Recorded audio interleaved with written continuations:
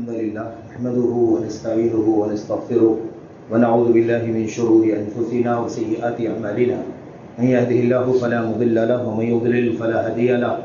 وأشهد أن لا إله إلا الله وحده لا شريك له وأشهد أن محمدا عبده ورسوله أما بعد فإن خير الحديث كتاب الله وخير الهدي هدي محمد صلى الله عليه وسلم وشر الأمور محدثاتها وكل محدثة بدعة وكل بدعة ضلالة وكل ضلالة في النار. أعوذ بالله من الشيطان الرجيم. بسم الله الرحمن الرحيم. ولو تقول علينا بعض الأقاويل لأخذنا منه باليمين ثم لقطعنا منه الوتين أو كما قال الله سبحانه وتعالى. وقال النبي صلى الله عليه وسلم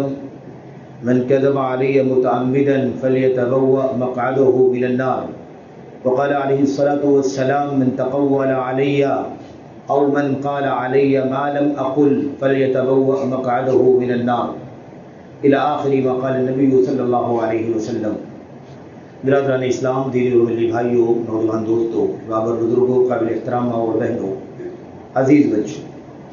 اللہ تبارک و تعالیٰ نے ہمیں اور آپ کو اپنی کتاب قرآن کریم سے اور ایسے ہی اپنے آخری نبی محمد الرسول اللہ صلی اللہ علیہ وسلم کی سنت و سیرت سے نوازا،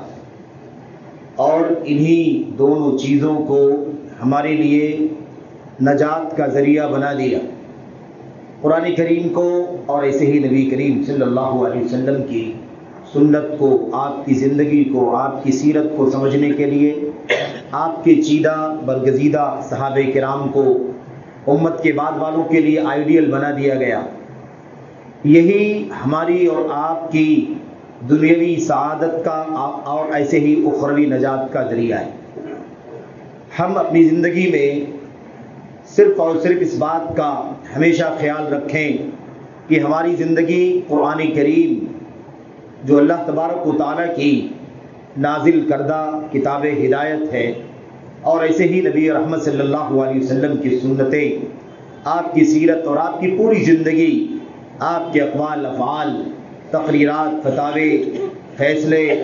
اور پوری کی پوری سیرت، یہ جو قرآن کریم کی شرح ہے، قرآن کریم کا زبانی بیان ہے، زبانی وضاحت ہے، اور اس کی عملی تطبیق ہے. جیسا کہ قرآن کریم میں اللہ تبارک و تعالیٰ نے فرمایا وَأَنزَلْنَا إِلَيْكَ الذِّكْرَ لِتُبَيِّنَ لِلنَّاسِ مَا نُزِّلَ إِلَيْهِمْ. ہم نے آپ پر ذکر اتارا ہے، آپ کی طرف ذکر بھیجا ہے، یعنی قرآن کریم اتارا ہے. لِتُبَيِّنَ لِلنَّاسِ مَا نُزِّلَ إِلَيْهِمْ، تاکہ آپ لوگوں کے سامنے اس نازل کردہ کتاب کو، اتاری ہوئی کتاب کو کھول کھول کر کے بیان کریں، اس کی شرح کریں، اسے بیان کریں، اس کی وضاحت کریں، اس کی تفسیر کریں، اس کی تشریح کریں، تاکہ لوگ کھل کر کے اچھی طرح سے اللہ تبارک و تعالیٰ کا پیغام اسے اپنی زبان میں پڑھ کر کے بھی سمجھیں، اور اس کے بعد آپ کی تشریحات کے ذریعے سے سمجھیں، اور اس کے بعد آپ کی زندگی کی جو عملی تطبیق ہے، جو آپ اپنے عمل سے اپنی زندگی میں کر کے ان کے سامنے دکھائیں گے، اسے سب کچھ دیکھ کر کے اچھی طرح سے.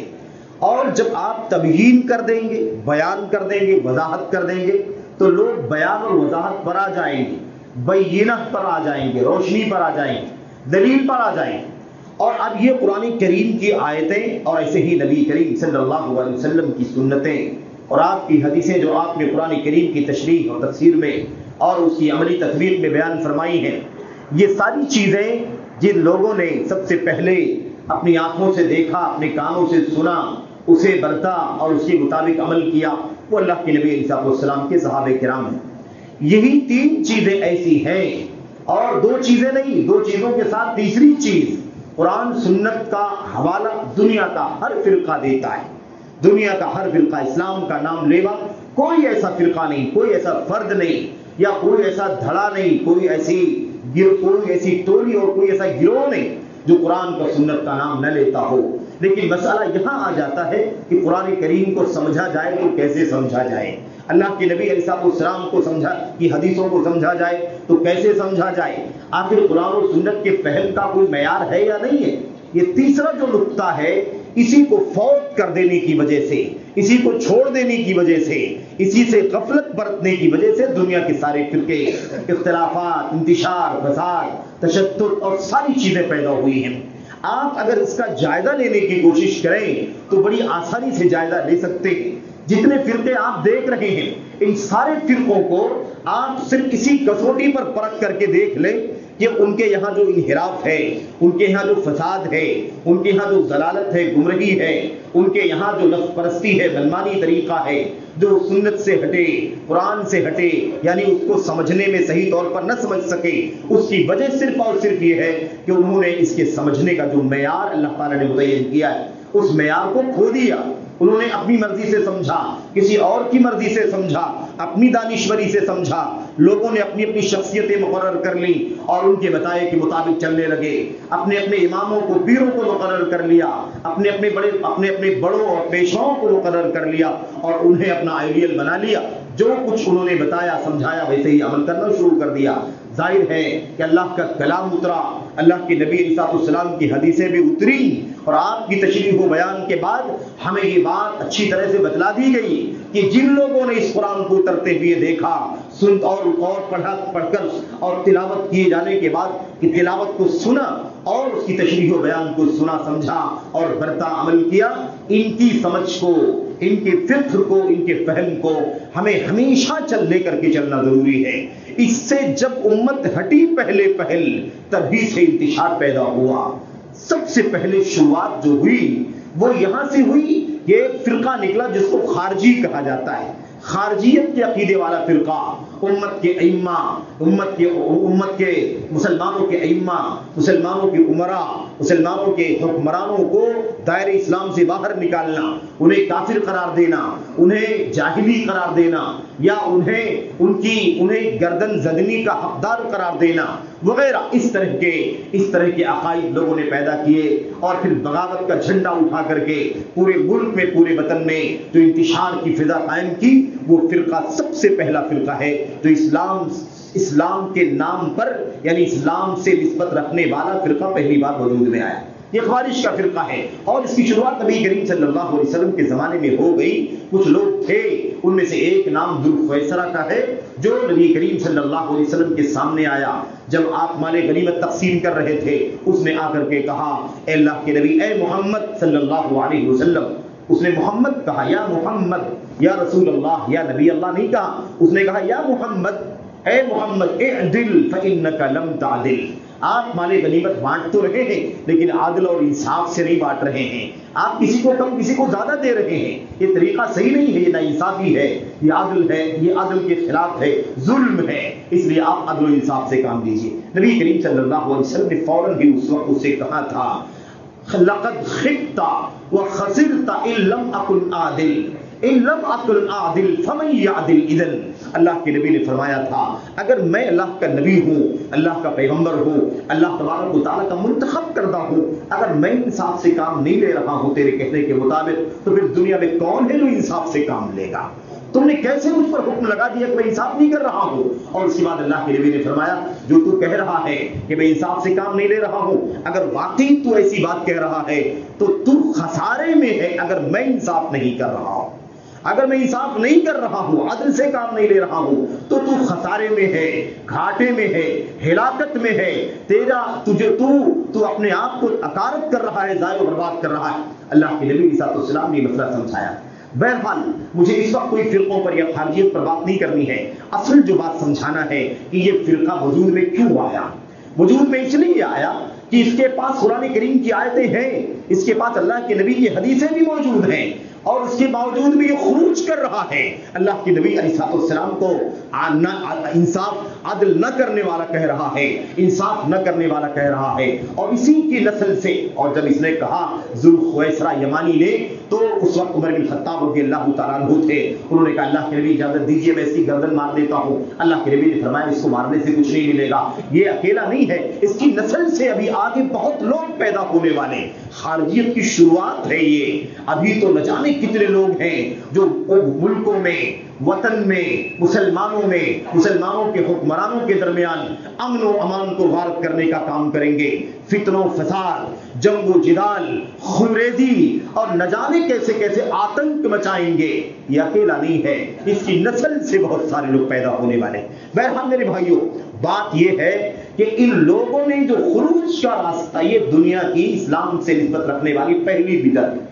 بدعت جو شروعات ہوئی ہے وہ کون سی ہے؟ یہ خارجیت کی بدعت ہے، اور یہ بدعت عقیدے کی بدعت ہے، منہج کی بدعت ہے، اصولوں کی بدعت ہے، سنت کے خلاف، صحابہ کرام کے منہج کے خلاف کام ہے۔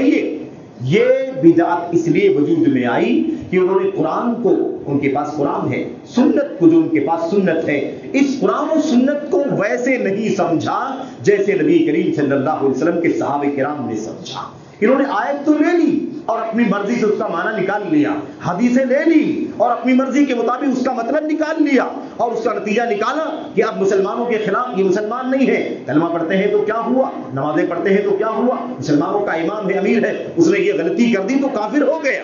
وہ چھوٹا گناہ بڑا گناہ، میرے بھائیوں کوئی پتہ نہیں انہیں کہ کفر کا حکم کب لگتا ہے، کوئی شخص دائرہ اسلام سے خارج کب ہوتا ہے، کوئی شخص مرتد کب ہوتا ہے، اور ارتداد کا حکم کب لگایا جاتا ہے، انہیں کوئی شعور نہیں۔ ایسے ہی بہت سارے لوگ آج بھی جو منمانی کچھ کتاب و سنت کو سمجھنے کی کوشش کرتے ہیں، وہ الگ الگ دھڑوں میں الگ الگ راستوں پر چل پڑتے ہیں، اور سنت کا راستہ ان سے چلا جاتا ہے، چھوٹ جاتا ہے۔ تو بدعتوں کی شروعات کہاں سے ہوتی ہے؟ کتاب و سنت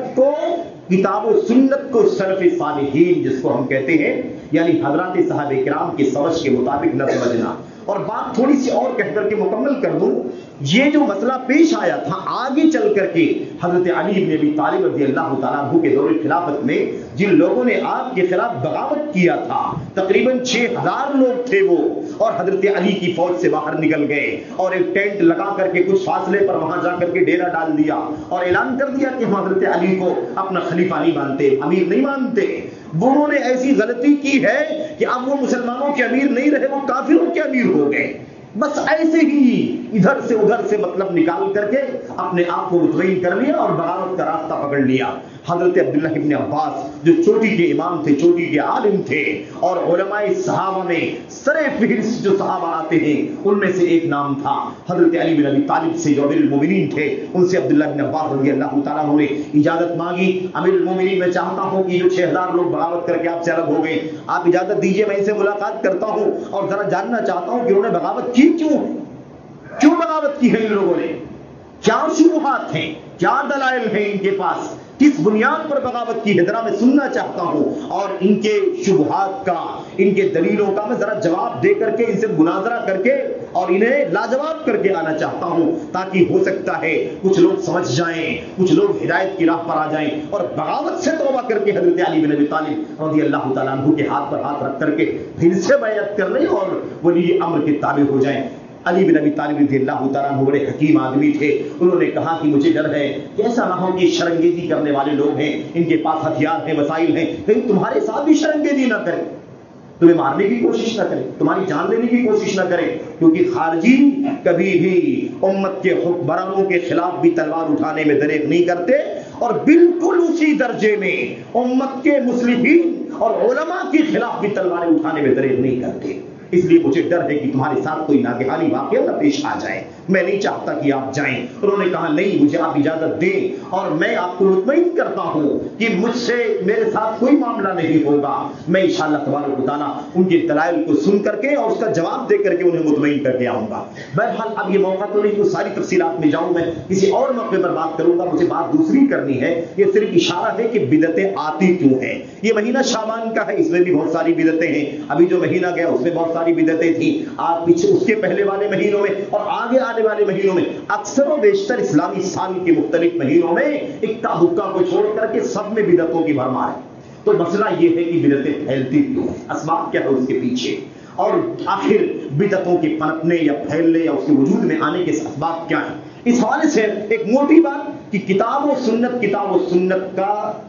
ورد کرنے سے، وظیفہ پڑھنے سے صرف اور صرف مسئلہ حل نہیں ہوگا۔ قرآن و سنت کو ویسے سمجھنا ہے جیسے نبی کریم صلی اللہ علیہ وسلم کے صحابہ کرام سمجھے۔ علی بن ابی طالب گئے ان کے پاس، عبداللہ بن عباس گئے ان کے پاس اور ان سے کہا بھائی بتاؤ آپ کے پاس کیا ڈاؤٹس ہیں، کیا شبہات ہیں جس کی بنیاد پر آپ لوگوں نے بغاوت کی ہے؟ انہوں نے کہا ٹھیک ہے بتاتے ہیں۔ بتایا، نمبر 1 یہ آیت ہے، یہ حدیث ہے، نمبر 2 یہ آیت ہے، نمبر 3 یہ آیت ہے۔ حضرت ابن عباس نے کہا اور بتاؤ چوتھی بات، پانچویں بات؟ انہوں نے کہا نہیں، ابھی ہمیں آپ 3 چیزوں کا جواب دے دیں تو ہم مطمئن ہو جائیں گے۔ انہوں نے کہا اگر میں آپ کو کتاب و سنت کے دلائل سے اگر میں تمہاری باتوں کا صحیح جواب دے دوں تو کیا تم مطمئن ہو جاؤ گے اور بغاوت سے باز آ جاؤ گے؟ انہوں نے کہا ہم مان لیں گے۔ حضرت ابن عباس رضی اللہ تعالیٰ عنہ نے ان کے تینوں دلائل کا تفصیلات ہیں، لمبا واقعہ ہے اور لمبے استدلال ہیں، اس لیے اس میں داخل نہیں ہوا جا سکتا، تو انہوں نے جواب دے کر کے، تینوں دلائل کا جواب دے کر کے انہیں مطمئن کر دیا، لاجواب کر دیا۔ اللہ تبارک و تعالیٰ کے فضل و کرم سے ان 6000 لوگوں میں سے 2000 لوگوں نے فوری طور پر توبہ کیا اور باغیوں سے نکل کر بغاوت کے نظریے سے نکل کر توبہ کر کے علی بن ابی طالب رضی اللہ تعالیٰ عنہ کی خدمت میں حاضر ہو گئے اور آپ کی فوج کا حصہ بن گئے۔ بقیہ 4000 جو لوگ تھے وہ بغاوت ہی پر اڑے رہے، ڈٹے رہے اور اللہ تبارک و تعالیٰ کے حکم اور فیصلے تھے۔ جب وہ وقت آیا آگے، جب حضرت علی بن ابی طالب اور دیگر لوگوں کے ساتھ میں نہروان کی جنگ ہوئی تو سب کے سب نہروان کی جنگ میں مارے گئے۔ خلاصہ کلام یہ ہے کہ وہ سب کے سب اللہ کے نبی کے صحابہ کرام پر، اہل ایمان پر، تابعین جو اہل ایمان تھے ان پر نیزے برسا رہے تھے، ان کے اوپر حملے کر رہے تھے، لیکن بہرحال خلاصہ کلام یہ کہ سب کے سب خارجیت کی راہ پر چلتے ہوئے مارے گئے۔ بتانا مجھے میرے بھائیو یہ چاہتا ہوں، میں آپ کے سامنے عرض کرنا چاہتا ہوں کہ دنیا میں جتنی بدعتیں ہیں اور یہ جتنے فرقے آپ کو دکھائی دے رہے، خارجیت کا فرقہ، رافضیت کا فرقہ، صوفیت کا فرقہ، یا ایسے عقل پرستوں کا فرقہ، معتزلہ کا فرقہ، اللہ کے اسماء و صفات کا انکار کرنے والا فرقہ، جزوی طور پر، کلی طور پر اللہ تعالیٰ کو بندوں کے مشابہ قرار دینے والا فرقہ، یا ایسے ہی اللہ کے نبی علیہ السلام کی حدیثوں میں اپنی عقل سے کیڑے نکالنے والا نظریہ، یا ایسے ہی معجزات رسولوں کے معجزات کے انکار کرنے والا نظریہ، یا مثال کے طور پر میرے بھائیوں حضرات صحابہ کرام کی شان میں گستاخی کرنے والا فرقہ، یہ سب کے سب، یہ سارے کے سارے بدعات، یہ ساری کی ساری بدعتیں، یہ عمل کی بدعتیں نہیں ہیں، یہ عقیدے کی بدعتیں۔ ان بدعتوں میں پڑنے کے جو بھی اسباب ہیں، ان اسباب میں سب سے بڑا سبب یہ ہے کہ ان میں سے کوئی بھی فرقہ کتاب و سنت کو ویسے نہیں سمجھتا جیسے نبی کے صحابہ سمجھا کرتے تھے، اور جب تک نبی کے صحابہ کی سمجھ کے مطابق امت چلتی رہی تب تک کوئی اختلاف، کوئی انتشار پیدا نہیں ہوا۔ میرے بھائیوں، تو اب نبی علیہ السلام کی سنتیں اور آپ کے صحابہ کرام کا فہم اگر یہ انسان کے ساتھ ساتھ رہے اور اسی پر چلتے رہے تو کبھی انشاءاللہ تبارک و تعالی نہ تو ہلاکت قریب آئے گی نہ ضلالت قریب آئے گی، انسان ہدایت کی راہ پر چل رہا ہوگا، انسان امن، امان اور عافیت کی زندگی جی رہا ہوگا۔ مشکل یہی سے پیدا ہوتی ہے اور ایک لمبی تاریخ ہے کہ کس کس فرقے کے اندر کیا کیا انحراف ہے اور کیوں انحراف ہے۔ میرے بھائیوں، ابھی جو بدعتوں کا مسئلہ ہے نا، بدعتوں کا، ان بدعات کے پھیلنے پنپنے کا ایک سب سے بڑا سبب تو یہ ہو گیا اور یہی اصل سبب ہے، اصل سبب ہے۔ اسی کے ساتھ آپ جوڑ لیں کہ لوگوں نے اپنے اپنے مفادات کے مطابق، اپنے اپنے نظریے کے مطابق نبی کی سنت اور صحابہ کرام کو گلے لگانے کے بجائے اپنی اپنی سوچ اور اپنے اپنے نظریے کے مطابق لوگوں نے حدیثوں کو گھڑا، حدیثوں کو وضع کیا، حدیثوں کو بنایا اپنی طرف سے، اور بنا کر کے اپنے اپنے نظریے کو ثابت کرنے کے لیے لوگوں میں پھیلایا۔ اور انہی میں سے یہ حدیثیں بھی ہیں جن حدیثوں کی بنیاد پر آپ کو، ہم کو مختلف مہینوں میں یہ بدعتیں دیکھنے کو مل رہی ہیں۔ اس مہینے کے اندر بھی آپ دیکھیں میرے بھائی، اس مہینے کے اندر جو نماز پڑھی جا رہی ہے اور جو 15 تاریخ کو روزہ رکھا جا رہا ہے اس کا بھی تعلق کچھ ایسے ہی ہے۔ اس سے پہلے مہینے میں جو رجب کا مہینہ گیا ہے اس مہینے کے اندر جو بدعتیں پائی جاتی ہیں، چاہے اس کا تعلق رجب کے کوڑوں سے ہو یا اس کا تعلق مثال کے طور پر نبی کریم صلی اللہ علیہ وسلم کے اسراء اور معراج کے واقعے سے ہو، یا مثال کے طور پر اور بھی ایک کا دو تین بدعتیں ہیں اس کے اندر، ان سب کا تعلق کس سے ہے؟ سب کے پیچھے کوئی نہ کوئی جھوٹی حدیث ہے، سب کے پیچھے کوئی نہ کوئی موضوع حدیث ہے، سب کے پیچھے کوئی نہ کوئی ضعیف اور بے سر پیر کی حدیث ہے، غیر مستند، اور اسے لوگوں نے بنیاد بنا لیا ہے۔ اسے لوگوں نے بنیاد بنا لیا، اور یہ حدیثوں کے اندر ضعیف موضوعات کو ملانے کی کوشش کرنا کہ پہلے سے ہی روز اول سے میرے بھائیوں دشمنان اسلام کا شیوا رہا ہے، کیونکہ مسلمان اپنی جذباتیت اور اپنی محبت کی بنیاد پر، عقیدت کی بنیاد پر نبی کریم صلی اللہ علیہ وسلم کی سنت سے کبھی دستبردار نہیں ہو سکتا۔ اس لیے اب راستہ یہ باقی بچا کہ حدیثیں تو نہیں چھوڑیں گے یہ مسلمان، یہ نبی کے نام لینے والے محمد رسول اللہ صلی اللہ علیہ وسلم کی سنتوں کی شیدائی اور ان کے متوالے کبھی نبی کی حدیثوں کو نہیں چھوڑیں گے۔ اس لیے راستہ یہ ہے کہ کچھ حدیثیں ہی بنا ڈالو، کچھ حدیثیں ہی گھڑ ڈالو، اور گھڑ کر کے اسے مسلمانوں کے بیچ میں داخل کر دو، اور پھر اس کے بعد نہ جانتے ہوئے غیر شعوری طور پر بھی یہ مسلمان اسے اپنا دین سمجھ کر، سنت سمجھ کر کے عمل کرنا شروع کر دیں، اور اس کی لمبی تاریخ کس مقصد سے کیسے اور یہ بدترین قسم کا جرم ہے۔ یاد رکھیں، اپنی طرف سے دین اور شریعت کے نام پر کوئی چیز بنا لینا، نکال لینا، اس کا کوئی اختیار کسی کو نہیں ہے۔ خود محمد رسول اللہ صلی اللہ علیہ وسلم کے بارے میں اللہ تبارک و تعالیٰ نے فرمایا وَلَوْ تَقَوَّلَ عَلَيْنَا بَعْضَ الْأَقَاوِيلِ، اگر انہوں نے اب ہمارے نام پر کچھ چیزیں، کچھ باتیں بنا لیا، وَلَوْ تَقَوَّلَ عَلَيْنَا، تقول یعنی کچھ باتیں زبردستی بول دیا کہ ہم نے بولا ہے اللہ کے بارے میں کہ اللہ نے ایسا کہا ہے، لیکن اللہ نے ایسا کہا نہیں ہے، اللہ نے ایسا فرمایا نہیں۔ اگر ایسا کچھ گھڑ لیا انہوں نے، فرض کر لو کہ گھڑ لیا انہوں نے بعض الاقاویل، کچھ باتیں، لَأَخَذْنَا مِنْهُ بِالْيَمِينِ، تو ہم ان کا ہاتھ پکڑ لیں گے۔ اور کیا فرمایا لَأَخَذْنَا مِنْهُ بِالْيَمِينِ ثُمَّ لَقَطَعْنَا مِنْهُ الْوَتِينَ، اور اس جرم کے نتیجے میں ہم ان کی گردن کاٹ دیں گے۔ ایسا نہیں ممکن ہے، ایسا ہو نہیں سکتا۔ یہ کیا ہے؟ یہ پیغام ہے، دو طرح کا پیغام۔ ایک تو اس کی شدت اور شناعت اور اس کی گندگی، اس کی قباحت، یہ جرم کتنا بڑا ہے اللہ تبارک و تعالیٰ پر، اللہ کے دین پر، حلال ہے، حرام ہے، دین ہے، سنت ہے، اور اجر ہے، ثواب ہے، بھلائی ہے، یہ فضیلت ہے، یہ فضیلت ہے، یہ اجر ہے، اس طرح کی باتیں بنا لینا کتنا بڑا جرم۔ ایک بات تو یہ آیت کریمہ سے معلوم پڑی۔ دوسری چیز یہ ہے کہ یہ جرم اتنا بڑا ہے کہ فرض کرو اگر خود محمد رسول اللہ صلی اللہ علیہ وسلم نے اگر یہ کام کر دیا تو ان کو بھی سزا سے گزرنا ہوگا۔ یہ نبی کریم صلی اللہ علیہ وسلم کے بارے میں، اور اسی لیے اللہ کے نبی صلی اللہ علیہ وسلم نے کیا فرمایا؟ آپ نے امت کے بارے میں فرمایا من کذب علی متعمدا فلیتبوأ مقعدہ من النار، جس نے مجھ پر کوئی بات جھوٹ بول دی جو میں نے کہا نہیں ہے، میں نے کہا نہیں، میں نے بتایا نہیں، میں نے سنت، فرض، مستحب اور کسی حیثیت سے میں نے کچھ نہیں بیان کیا، لیکن کوئی آیا اور اس نے کوئی چیز بنا لی اور کہہ دیا کہ اللہ کے نبی علیہ السلام نے ایسا فرمایا، 15 شعبان کو ایسا کرو اللہ کے نبی نے فرمایا، 27 رجب کو ایسا کرو اللہ کے نبی نے فرمایا، 22 رجب کو ایسا کرو اللہ کے نبی علیہ السلام نے فرمایا، سفر کی فلاں تاریخ کو ایسا کرو اللہ کے نبی نے فرمایا، محرم کی فلاں تاریخ کو ایسا کرو اللہ کے نبی علیہ السلام نے فرمایا، رات میں ایسا کرو، شام میں ایسا کرو، صبح میں ایسا کرو، فلاں مہینے کے اختتام پر، فلاں مہینے کے آغاز پر، فلاں سال کی شروعات میں، کوئی بھی بات اللہ کے نبی نے فرمایا من کذب علیہ، جس نے مجھ پر جان بوجھ کر کے کوئی چیز بنا دی، گھڑ لیا، تو اسے چاہیے کہ اپنا ٹھکانہ جہنم بنا لے، اپنا ٹھکانہ جہنم بنا لے۔ اس کا ٹھکانہ کہاں ہے؟ اس کا ٹھکانہ جہنم۔ کیوں معلوم آپ کو؟ معلوم آپ جانے کیوں ایسا؟ اس لیے کہ ایسا کرنا عام جھوٹ نہیں ہے۔ ایک آدمی کاروبار میں جھوٹ بولتا ہے، معاملے میں جھوٹ بولتا ہے، ملنے جلنے والوں سے، انسانوں سے، سماج میں، گھر میں جھوٹ بولتا ہے، وہ بھی گناہ کبیرہ ہے، جرم ہے، لیکن اس جھوٹ میں اور اس جھوٹ میں زمین آسمان کا فرق ہے۔ یہ دنیا کا بدترین جھوٹ ہے، سب سے زیادہ گھناؤنا جھوٹ ہے میرے بھائیوں، سب سے گھناؤنا جھوٹ ہے الکذب علی اللہ ورسولہ، اللہ کے رسول پر جھوٹ بولنا سب سے گھناؤنا جھوٹ ہے۔ کیوں؟ اس لیے کہ یہ جھوٹ اصل میں اللہ کی برابری ہے، اللہ کے نبی علیہ السلام کی برابری ہے، کیونکہ شریعت بنانا اللہ تعالیٰ کا کام ہے، شریعت بنانا اللہ کے نبی علیہ السلام کو اختیار اللہ تبارک و تعالیٰ نے دیا ہے۔ آپ حلال کر دیں، آپ حرام کریں ہماری وحی کی روشنی میں، تو حلال اور حرام کرنے کا اختیار اللہ تبارک و تعالیٰ کو ہے، اللہ تعالیٰ کے نبی علیہ السلام کو ہے۔ تو اب اگر کوئی یہ کام کرتا ہے جھوٹ بول کر کے یہ حلال ہے، حرام ہے، جائز ہے، ناجائز ہے، فضیلت ہے، اجر ہے وغیرہ، تو اس کا مطلب یہ ہے کہ وہ اپنے آپ کو شریعت بنانے والے کے درجے میں رکھتا ہے،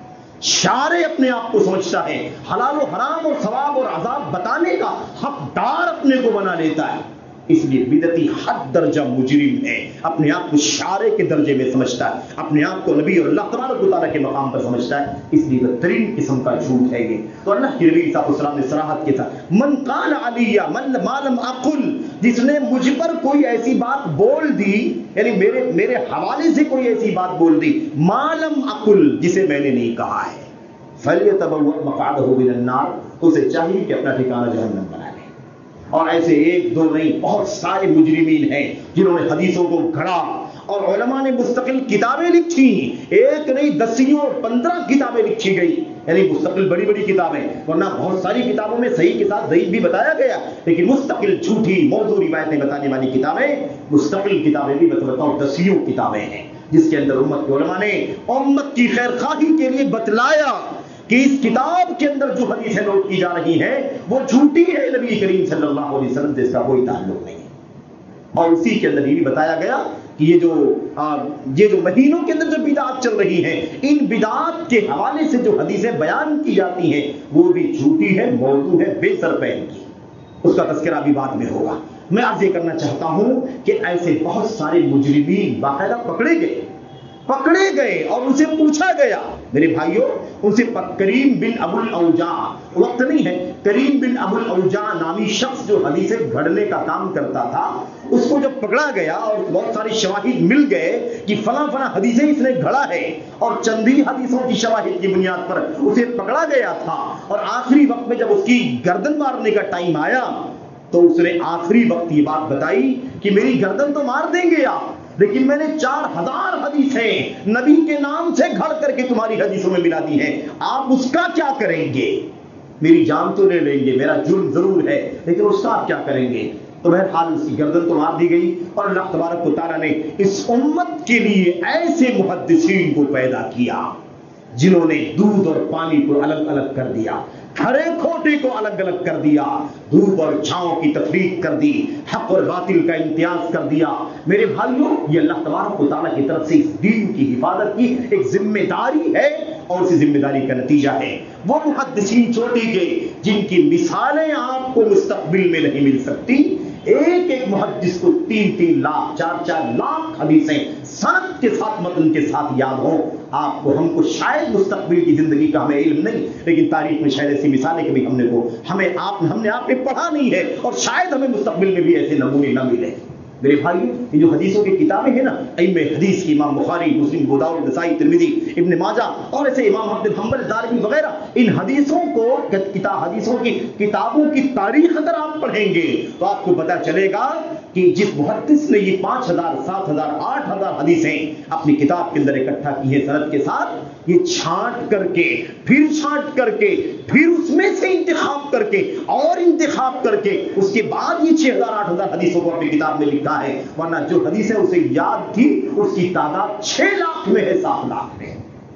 اس طرح سے محدثین کو اللہ تبارک و تعالیٰ نے پیدا کیا۔ اسی لیے کسی نے کہا تھا کہ اتنی جھوٹی حدیثیں جو ملا دی گئی ہیں، بنا دی گئی ہیں، اس کا کیا کریں گے آپ؟ تو امام ائمہ محدثین نے کہا تھا فکر کرنے کی ضرورت نہیں ہے، تعیش لہ الجہابذہ، اس کے لیے پہاڑوں جیسے حافظے کی امت میں علماء پیدا ہوں گے تو چھانٹ کر کے حق و باطل کو الگ الگ کر دیں گے۔ یہ اللہ تبارک و تعالیٰ انا نحن نزلنا الذکر وانا لہ لحافظون، ہم نے ہی ذکر کو اتارا ہے اور ہم ہی اس کی حفاظت کرنے والے ہیں۔ یاد رکھنا، قرآن کریم کو ذکر کہا گیا، قرآن کریم کو سنت کو جدا نہیں کیا جا سکتا۔ جہاں قرآن ہے وہاں سنت ہے، دنیا رہتی دنیا تک یہ ساتھ میں ہے، ہم دنیا سے چلے جائیں گے، قیامت قائم ہو جائے گی، حوض کوثر پر نبی کریم صلی اللہ علیہ وسلم اپنی متبع سنت امتیوں کو حوض کوثر کا جام پلا رہے ہوں گے، وہاں بھی کتاب و سنت ساتھ میں ہوں گے، الگ نہیں ہوں گے۔ تو خلاصہ کلام یہ ہے کہ اللہ تعالیٰ کی حفاظت کی ذمہ داری قرآن کریم کی ہے، سنت کی بھی ہے۔ سنت کی حفاظت کیسی ہوگی؟ یہ پوری جو تحقیق، تخریج اور صحیح ضعیف کا انتخاب کر کے اللہ تبارک و تعالیٰ نے ایسے لوگوں کو پیدا کیا جنہوں نے کارنامے انجام دیے، اس کے ذریعے سے اللہ نے دین کی حفاظت فرمائی ہے۔ کیونکہ قرآن کریم کی حفاظت کے لیے ضروری ہے کہ سنت کی حفاظت کی جائے، ورنہ الفاظ کی حفاظت ہوگی، معانی کی حفاظت نہیں ہوگی، اس کی تشریح کی حفاظت نہیں ہوگی، اس کے پیغام کی حفاظت نہیں ہوگی۔ اس لیے ضروری ہے کہ پورے دین کو اللہ تبارک و تعالیٰ نے محفوظ کر رکھا ہے۔ اللہ سے دعا کرتے ہیں کہ اللہ تبارک و تعالیٰ ہمیں قرآن و سنت کے ساتھ صحابہ کرام کی فہم کو سمجھنے کی توفیق عطا فرمائے۔ دوسری چیز، اس کو چھوڑنے کی وجہ سے کتنے انحرافات اور کتنی گمراہیاں پیدا ہوئی ہیں، سارے فرقے اسی وجہ سے وجود میں آئے۔ اور اس کے بعد جو بدعتیں وجود میں آئیں، عقیدے کی بدعتیں، عبادات کی بدعتیں، معاملات کی بدعتیں اور دیگر عام احکام و مسائل اور زندگی کے معمولات کے اندر جو بدعتیں وجود میں آئیں، ان تمام بدعتوں کے پیچھے ایک اور بڑا سبب ہے، وہ ہے جھوٹی اور موضوع روایات کا چلن۔ آج بھی ہمارے سماج میں، ہماری سوسائٹی میں، ہمارے ملک و وطن میں، دنیا میں ایسی کتابوں کو خوب پڑھا جاتا ہے اور پڑھنے کی تلقین کی جاتی ہے جو ضعیف اور موضوعات سے بھری پڑی کتابیں ہیں۔ اللہ سے دعا کریں کہ اللہ تبارک و تعالیٰ ہمیں صحیح سنت کی تلاش کرنے کی توفیق عطا فرمائے، تاکہ ہم ہر طرح کی بدعت سے اپنے آپ کو بچانے پر میرے بھائیوں قادر ہو سکیں، اور اس کی اہلیت اللہ تبارک و تعالیٰ ہمیں اور آپ کو عطا فرمائے، اور سنت پر رہیں، کیونکہ سنت پر رہنا ضروری ہے نجات پانے کے لیے۔ امام مالک نے کہا تھا السنت سفینۃ نوح، من اللہ کے نبی امام مالک رحمۃ اللہ علیہ نے کہا تھا السنت سفینۃ نوح من رکبها نجا ومن تخلف عنها غرق۔ سنت کی مثال حضرت نوح علیہ السلام کی کشتی کی طرح ہے۔ جیسے نوح کی کشتی میں جو سوار ہو گئے وہ طوفان نوح سے نجات پا گئے، اور جو سوار نہ ہوئے وہ ہلاک و برباد ہو گئے۔ بس ویسے ہی سنت ہے، جو سنت پہ زندگی گزارے گا وہ نجات پائے گا، جو سنت سے ہٹ جائے گا وہ ہلاک و برباد ہو جائے گا۔ اللہ سے دعا ہے کہ اللہ تعالیٰ ہمیں اور آپ کو سنت کا علم حاصل کرنے، سمجھنے اور اس کی جستجو کرنے کی توفیق عطا فرمائے، اور اللہ تعالیٰ بدعت سے، خرافات سے، نفس پرستی سے اللہ تبارک و تعالیٰ ہم سب کو بچنے کی توفیق بخشے۔ آمین رب العالمین۔ صلی اللہ وسلم وبارک علی نبینا محمد وعلی آلہ وصحبہ اجمعین۔ السلام علیکم ورحمۃ اللہ وبرکاتہ۔